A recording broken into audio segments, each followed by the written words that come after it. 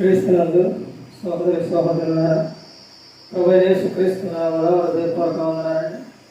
ముందుగా ఇంత మంచి సమయాన్ని ఇచ్చిన తండ్రి దేవునికి ప్రభువైన క్రీస్తు ద్వారా కృతజ్ఞతాస్తుతులు చెల్లిస్తున్నానండి. అందరూ బాగున్నారండి. వాక్యం చదువుకొని ప్రార్థన చేసుకున్న తర్వాత పాటలోనికి వెళదామండి. యోహాను గారు రాసిన సువార్త 6వ అధ్యాయం 17వ వచనం, పేజీ నెంబర్ 86, కొత్త నిబంధన. తండ్రి నాకు అనుగ్రహించు వారందరూ నా యొద్దకు వస్తురు, నా యొద్దకు వచ్చు వారిని నేనెంత మాత్రమును బట్టికి త్రోసివేయను. ప్రార్థన చేస్తున్నాను. పరలోకమందున్న మా తండ్రి, పరిశుద్ర ప్రేమ గల తండ్రి, గొప్ప తండ్రి, యెహోవా తండ్రి, అయ్యా మీ ప్రియకుమారుడు యేసుక్రీస్తు ప్రభువారి ద్వారా కృతజ్ఞతాస్తుతులు చెల్లిస్తున్నాము. ఆయన కూడికంతట్లో మీరు నడిపించండి. వాక్యం బోధించుండగా వాక్య సంబంధమైన జ్ఞానంతో కాకుండా మీ జ్ఞానంతో మాట్లాడే బట్టి దయచేస్తారని మా ప్రభు యేసుక్రీస్తు నామములో వేడుకుంటున్నాం తండ్రి. ఆమేన్. ప్రభు యేసుక్రీస్తు నామములో హృదయపూర్వక వందనాలండి. దేవుని కుమారుడు యేసుక్రీస్తు ప్రభువుని లోకానికి వచ్చిన తర్వాత పరలోక రాజ్యం సమీపిస్తుంది కనుక మారు మనసు పొందమని ప్రకటింప మొదలుపెట్టాడు.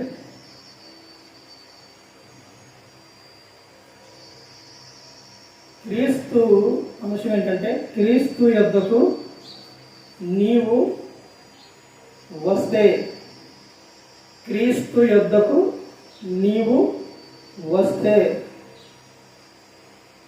క్రీస్తు యొద్దకు నీవు వస్తే ఆయన నిన్ను విడిచిపెట్టరు.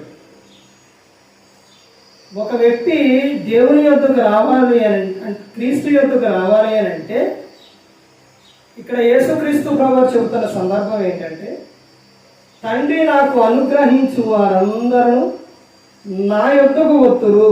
అంటే ఎవరో క్రీస్తు యొద్దకు వస్తారు? తండ్రి అనుగ్రహించు వారందరూ. మీరందరూ ఈ రోజున ఉన్నారు అని అంటే ఎక్కడ?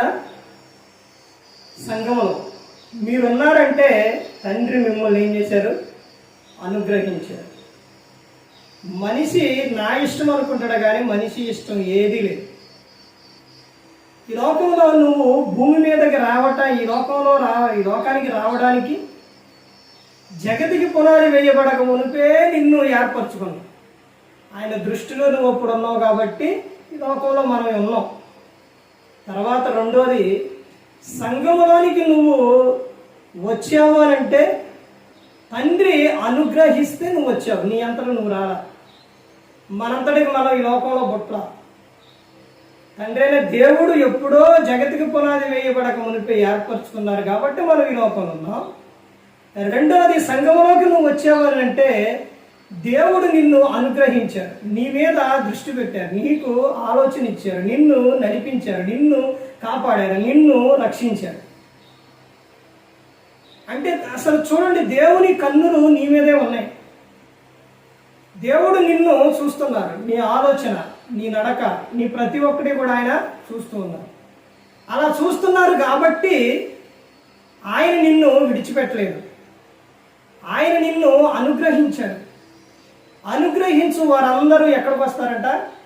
క్రీస్తు యొద్దకు వస్తారు. ఇదిగో నా కుమారుడు, మిమ్మల్ని ఎందుకు ఈ లోకానికి పంపించాను? ఎందుకు నా కుమారుని యొద్దకు పంపించానంటే, ఎందుకు నా కుమారుడు మిమ్మల్ని ఏర్పరచుకున్నానంటే, నా కుమారునితో మీరు సహవాసం చేయుటకు. కొరింథీయులకు రాసిన మొదటి పత్రిక 1వ అధ్యాయం ఉంటుంది. యేసుక్రీస్తు ప్రభువుతో సహవాసం చేయటకు దేవుడు నిన్ను ఆయన యొద్దకు పంపించాడు. ఇంకా ఆయన పట్ల నువ్వు విశ్వాసం ఉంచాలి. అసలు క్రీస్తులో ఎందుకు ఏర్పరచుకున్న దేవుడు? ఎందుకంటే క్రీస్తు ఎవరో? పరిశుద్ధుడు. అందుకని నువ్వు ఎలా ఉండాలంటే పరిశుద్ధుడుగా, నిర్దోషుడిగా, ప్రేమ కలిగి ఉండాలనే దేవుడు కోరుకుంటాడు. ఇప్పుడు క్రీస్తు యొద్దకు నువ్వు వచ్చావు, దేవుడు నిన్ను అనుగ్రహించారు, క్రీస్తు యొద్దకు నువ్వు వచ్చావు. వస్తే ఇప్పుడు జరిగే విషయం ఏంటంటే చూడండి, రోమీయులకు రాసిన పత్రిక 8వ అధ్యాయం 1వ వచనంలో, క్రీస్తు యేసు నందు ఉన్న వారికి ఏ శిక్ష విధి కూడా లేదు. శిక్ష లేదు నీకు. నీకు ఈ లోకంలో శిక్ష లేదు. ఈ లోకం విడిచినప్పుడు కూడా నీకు శిక్ష లేదు. నువ్వు ఈ లోకంలో నువ్వు ఫలిస్తూ, తర్వాత నువ్వు ఈ లోకంలో ఆనందంగా ఉంటూ, తర్వాత సంతోషంగా ఉంటూ, తర్వాత ఈ లోకం విడిచినప్పుడు క్రీస్తుతో పాటు ఈ లోకంలో కొంతవరకే నీకు శ్రమ వచ్చినా, బాధ వచ్చినా, శోధన వచ్చినా వాటన్నిటిలో యేసుక్రీస్తు ప్రభువారు నీకు సహాయం చేస్తారు, నీ వెంటే ఉంటారు. ఈ సందర్భంలో యోహాను గారు రాసిన సువార్త 11వ అధ్యాయంలోని లాజరు అంతకు కొద్దిగా ముందుగా మార్తా మరియా వాళ్ళిద్దరూ అక్క చెల్లెడు. వాళ్ళ సహోదరుడు ఎవరనంటే లాజరు. ఆ లాజరు చనిపోయాడు. ఇప్పుడు యేసుక్రీస్తు ప్రభువారు మరియమ్మ గారి దగ్గరకే మార్తా వాళ్ళ ఇంటికి అక్కడికి వచ్చినప్పుడు అసలు లాజరు ఏ సందర్భంలో కనపడ్డాడు, అసలు అక్కడ ఉండనే ఉండడు. అతను చనిపోతాడు. చనిపోయిన తర్వాత యేసుక్రీస్తు ప్రభువారు 3 రోజులకు వస్తారు. అక్కడ చనిపోయిన 3 రోజులు వచ్చిన తర్వాత వాళ్ళు అంటారు కదా, ప్రభువా నువ్వు ఎక్కడుంటే నా సహోదరుడు బ్రతికి ఉండేవాడే. అయితే వాడు కన్నీళ్లు విడుస్తూ ఉంటే యేసుక్రీస్తు ప్రభువారు ఎదురు బాగా ఎదురు ఎప్పుడన్నా ప్రార్థనలో కూర్చోండా, నేను వాక్యం చెబుతుంటే, మాటలు చెబుతుంటే, దేవుని మాటలు చెబుతుంటే మరి ఏమో నువ్వేమో చక్కగా కూర్చొని విన్నావు, ఆమెమో నాకు పెట్టాలని కాలు చెయ్యి అవన్నీ కాల్చుకుందా. ఈ మాత్రం ఒక్కసారని ఇక్కడ ఉండా, ఎప్పుడన్నా నేను వచ్చినప్పుడు నా ప్రార్థనలో వండా ఒక్కసారి కూడా కనపడ్డా, ఒక్కసారి కూడా లేడు, ఏడు బాగా ఏడు అని యేసుక్రీస్తు ప్రభువారు అన్నారా? అనలేదండి. ఏమన్నారో తెలుసు, ఏం చేశారో తెలుసండి? వాళ్ళు కన్నీళ్లు విడుస్తుంటే యేసుక్రీస్తు ప్రభువారు కన్నీళ్లు విడిచారు. వాళ్ళు బాధపడుతుంటే ఈయన నవ్వలేదండి. వాళ్ళు ఏడుస్తూ ఉంటే యేసుక్రీస్తు ప్రభువారు కూడా ఏడ్చారు, కన్నీళ్లు విడిచారు. ఆ తర్వాత యేసుక్రీస్తు ప్రభువారు లాజరుని ఎక్కడ ఉంచారనంటే సమాధి యొద్దకు చూపిస్తే అక్కడికి వెళ్ళి లాజరు లేచి రమ్మనంగానే ఆయన లెగిచి వచ్చారు. ఆయన మాట మాత్రం సెలవిస్తే చాలు, ఆయన మాటలో శక్తి ఉంది. లాజరు లే అంటంతోనే లెగిచి ఆయన వచ్చింది చనిపోయిన. యేసుక్రీస్తు ప్రభువారి యొద్దకు వస్తే విడిచిపెట్టరు. నువ్వు ఒక్కదానే వచ్చావేమో, నువ్వు ఒక్కడవే వచ్చావు, నీ కుటుంబాన్ని అంతా కాపాడతావు. ఎలాగో చెప్పమంటారా? 4 వ్యక్తులు కలిసి పక్షవాయువు కలిగిన ఆయన్నే యేసుక్రీస్తు ప్రభువారి యొద్దకు తీసుకెళ్తారు. తీసుకెళ్ళినప్పుడు లోపల ఖాళీ ఉండదు. ఎందుకంటే యేసుక్రీస్తు ప్రభువారు ఎంతో మందిని స్వస్థపరిచారు. ఆయన ఉన్నాడంటే అసలు ఎక్కడా ఖాళీ ఉండేది కాదు. అక్కడ ఖాళీ లేకపోయేసరికి లోపల రావడానికి పైన అప్పుడు మరి డాబాలు లేవుగా, పింకులు తీసి పైన నుంచి ఆ మంచాన్ని ఆయన ఎదుట దింపారు యేసుక్రీస్తు ప్రభువారు. అప్పుడు యేసుక్రీస్తు ప్రభువారు వారి విశ్వాసం చూసి, ఎవరి విశ్వాసం? తీసుకొచ్చిన వారి విశ్వాసం చూసి ఈ వ్యక్తిని ఏం చేశారు? స్వస్థపరిచారు. ఇప్పుడు ఆ 4 విశ్వాసం లేకపోతే ఆయన్ని క్రీస్తు యొద్దకు తీసుకొస్తారా? తీసుకురారు. అయ్యా ఒక్కసారి ఆయన యొద్దకు తీసుకెళ్ళిండి అయ్యా, ఆయన స్వస్థపరుస్తారంటే వాళ్ళ ఎవరో ఒకళ్ళు విశ్వాసం లేకపోతే ఏడి మాత ఎక్కడ స్వస్థత జరిగింది, ఎక్కడ జరిగింది అని ఎవరో ఒకళ్ళు అనోడు. 3 ఉన్నారనుకోండి ఎలా పట్టుకొస్తారు? 2 ఉన్నారనుకోండి ఎలాగా? 4 విశ్వాసం కలిగి ఉన్నారు కాబట్టి తీసుకొచ్చారు. అప్పుడు తీసుకొచ్చినప్పుడు యేసుక్రీస్తు ప్రభువారు ఏమన్నారు? వారి విశ్వాసం చూసి ఆయన్నే లేపారు. అలాగే నీ కుటుంబంలో నువ్వు విశ్వాసం కలిగి ఉన్నావా? నీ విశ్వాసాన్ని బట్టి నీ కుటుంబాన్ని అంతటినీ రక్షిస్తావు. నీవు విశ్వాసం కలిగి ఉంటే చాలు. నువ్వు దేవుని యందు భయభక్తులు కలిగి ఉంటే, ఇంటి యజమానుడు దేవుని యందు భయభక్తులు కలిగి ఉంటే ఏం జరుగుతుందో తెలుసండి? కీర్తనలు 128వ కీర్తనలో ఉంటుంది, యెహోవా యందు భయభక్తులు కలిగి ఆయన త్రోవల యందు నడుచు వారందరూ ధన్యులు. నిశ్చయముగా నీవు నీ చేతుల కష్టార్జితం అనుభవించదు, నీవు ధన్యుడవు, నీకు మేలు కలిగిద్ది. ఎవరికి? ఇంటి యజమానుడికి. తర్వాత యజమానుడు దేవుని యందు భయభక్తులు కలిగి ఉన్నాడు కాబట్టి తర్వాత నీలోగిట నీ భార్య ఫలించు ద్రాక్షవల్లి వలె ఉండును, నీ పిల్లలు ఒలేవ మొక్కల వలె ఉంటారు. యెహోవా యందు భయభక్తులు గలవాడు ఎలాగూ ఆశీర్వదింపబడదు. అలా ఆశీర్వదింపబడతావు నువ్వు, నీ కుటుంబం ఆశీర్వదింపబడిద్ది. తర్వాత ఆయన చెబుతున్న విషయం ఏంటో తెలుసండి, కింద వచ్చినాలో నీ పిల్లల పిల్లలను నీవు చూశారండి. ఆయన దేవుని యందు భయభక్తులు కలిగి ఉంటే, ఆయన త్రోవల యందు నడిస్తే నువ్వు ధన్యుడు. తర్వాత నువ్వెవరు చూస్తావంట, నీ పిల్లల పిల్లలంటే ఇప్పుడు నీకు వివాహం అయిన తర్వాత నీకు పిల్లలు పుట్టారు. తర్వాత వాళ్ళు నీ పిల్లలు పెళ్ళికి వచ్చారు, పెళ్లి చేశారు, వివాహం అయింది. తర్వాత వారికి పిల్లలు పుట్టారు. అదనమాట. అంటే నీ కుమారుడు, తర్వాత నీ కుమారుడికి పుట్టిన పిల్లలను నీవు ఏం చేస్తావు, చూస్తావు అన్నమాట. ఎప్పుడు ఆయన యందు భయభక్తులు కలిగి ఉన్నప్పుడు. క్రీస్తు ఎద్దుకు వస్తే ఆయన నిన్ను విడిచిపెట్ట.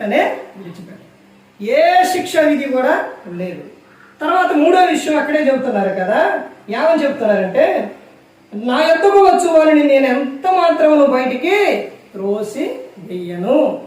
నువ్వు అబద్ధం ఆడివా, దొంగతనం చేసావా, నీ ఇష్టానుసారంగా తిరిగావా, రావద్దు, పో, వెళ్ళిపో, రావద్దు. అసలు నువ్వు అసలు వీళ్ళ రావడానికి అర్హుడు కావు, పో అని అనండి. అర్థమవుతుందండి.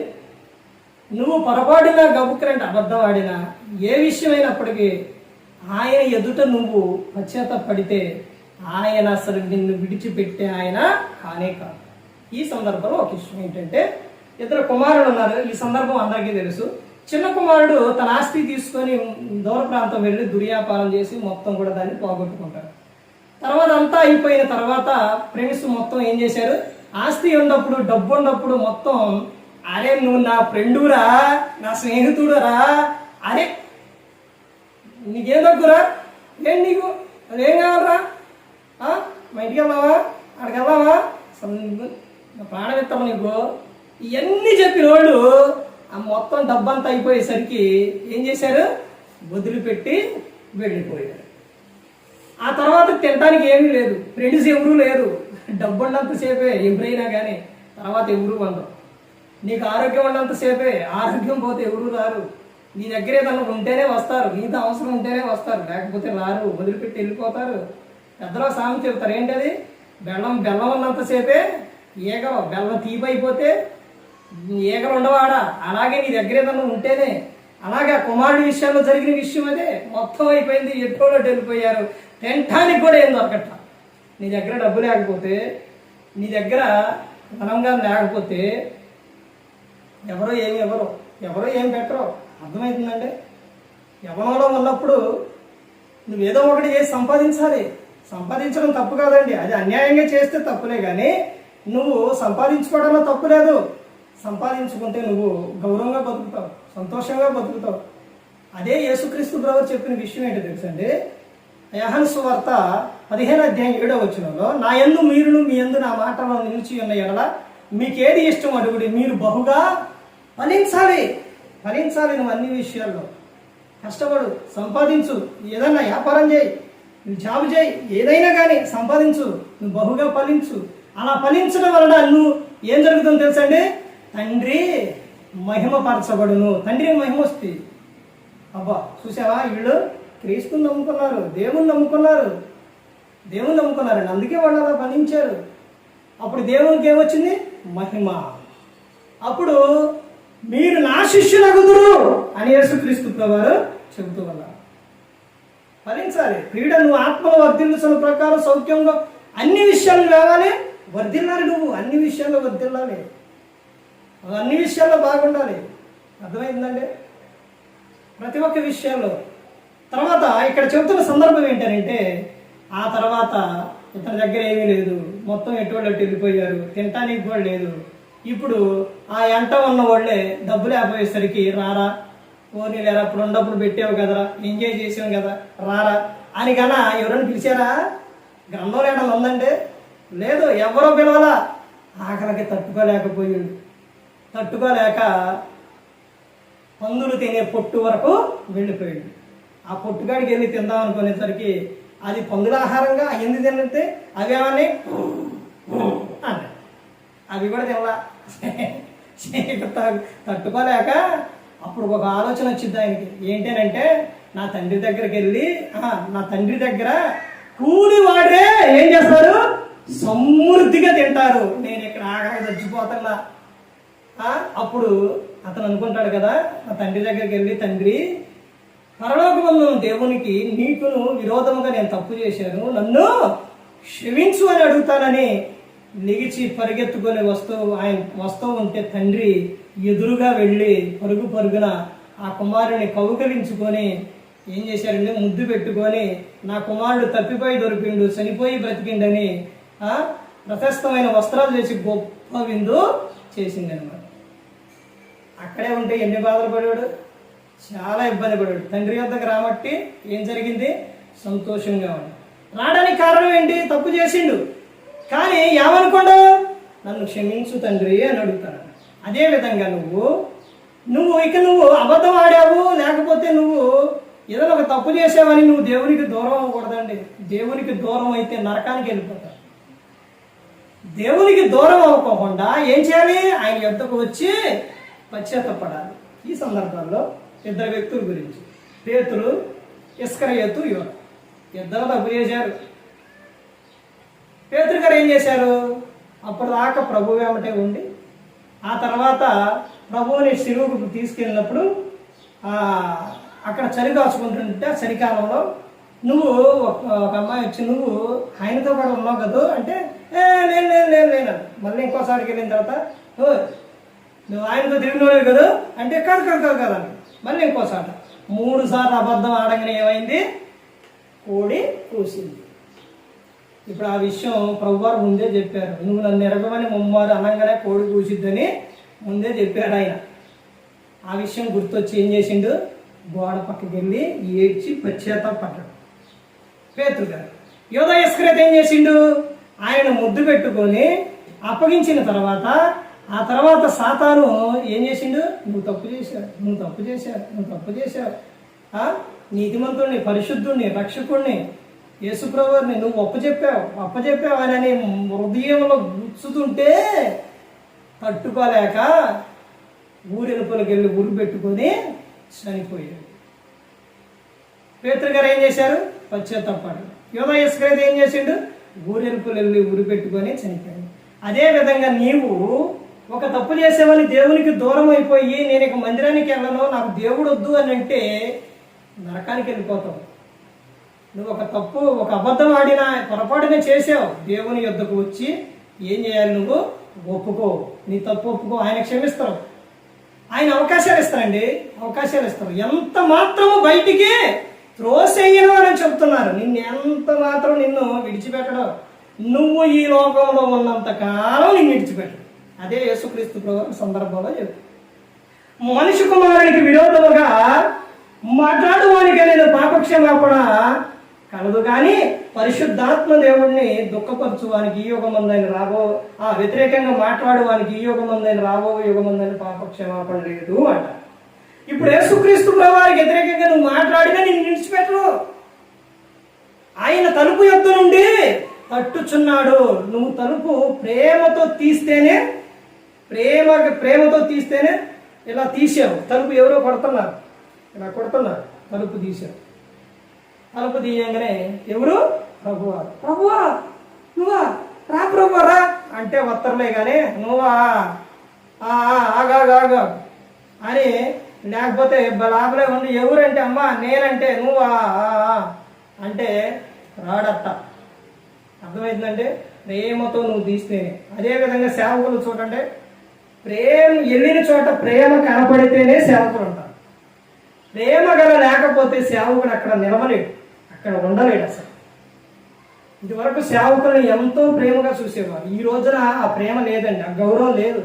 సేవకుడా వచ్చావా, ప్రార్థన పెట్టి వెళ్ళిపో, ఎప్పుడు పోతారని చూసేవాళ్ళే. ఎందుకంటే సేవకుడు ఉంటే ఏం జరిగిద్దండి, సేవకుడు ఉంటే సినిమా చూడది కాదు, ఫోన్లో ఏం చూడది కాదు, సౌండ్ పెట్టేది కాదు, ఏం మాట్లాడేది కాదు. లూదియా సందర్భం ఇదేనండి. లూదియా ఆ మారి ప్రభు ఆమె హృదయం తెరిచినప్పుడు పౌలు చెప్పిన సంగతులు విని ఆమె మారి లూదియా గోదారంగు పొడి అమ్ముకొని ఆమె ఆ తర్వాత పౌలు మాట విని ఆమె మారి ఇంటికి వెళ్ళి తర్వాత తిరిగి వచ్చి పౌలు గారు తనిద్ది, నేను విశ్వాసం కలిగి ఉన్నానో లేదో ఒక్కసారి మా ఇంటికి వచ్చి చూడు అని. అంటే ఆ ఇంటికి రమ్మంది అంటే ఇంటిలో మొత్తం కూడా పరిశుద్ధపరచబడి ఉంది. యేసుక్రీస్తు ప్రభువారి యొద్దకు వచ్చు వారిని ఆయన ఎంత మాత్రం కూడా ఆయన బయటికి త్రోసేయనే. ఆయనలోనే ఉంది ఆనందం, సంతోషం. ఈ రోజున నువ్వు ఇలా కూర్చున్నావు అని అంటే దేవుడు నిన్ను ఆకర్షిస్తేనే నువ్వు వేడకొచ్చావు. వచ్చిన నువ్వు ఆయన వద్దకు వచ్చినప్పుడు ఆయన నిన్ను విడిచి పెట్టనే బయటికి ఆయన నిన్ను త్రోసేయనే. నీ వెంటే ఉంటారు, నిన్ను కాపాడతారు, నిన్ను రక్షిస్తారు. అందుకని లోకానికి వచ్చి మనందరి కోసం ఆయన శిలువలో తన ప్రాణాన్ని పెట్టి ఉన్నారు. మరి ఈ విధంగా పెట్టి మాట్లాడించిన తండ్రి దేవునికి కృతజ్ఞతాస్తుతులు చెల్లిస్తూ ఇంతవరకు శ్రద్ధగా ఉన్న మీకు ప్రభు పేరున హృదయపూర్వకంగా చెల్లిస్తూ ఈ మాటలు ముగిస్తున్నా. అందరికీ వందనాలు.